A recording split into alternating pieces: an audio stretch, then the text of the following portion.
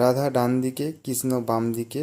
যদিও ভগবানের এই রূপের আরাধনার অনেক প্রাচীন উল্লেখ রয়েছে, কিন্তু দ্বাদশ শতাব্দীতে যখন জয়দেব গোস্বামী সুবিখ্যাত কাব্য গীত গোবিন্দ রচনা করলেন, তখন থেকেই দিব্যকৃষ্ণ ও তার ভক্ত রাধার মধ্যকার আধ্যাত্মিক প্রেমের সম্বন্ধিত বিষয়টি সমগ্র ভারতবর্ষে উদযাপিত হতে শুরু করল।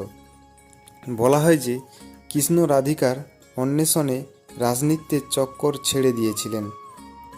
চৈতন্য সম্প্রদায়ের ভাষ্যমতে রাধারানীর নাম ও পরিচয়টি ভাগবত পুরাণে এই ঘটনা বর্ণনাকারী ছন্দবন্দে গোপনও রাখা হয়েছে এবং উজাগরও করা হয়েছে।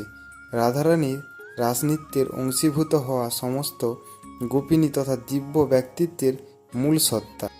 রাধে রাধে বন্ধুরা, ভালো লাগলে like, comment, share and subscribe করে দেবেন চ্যানেলটিকে।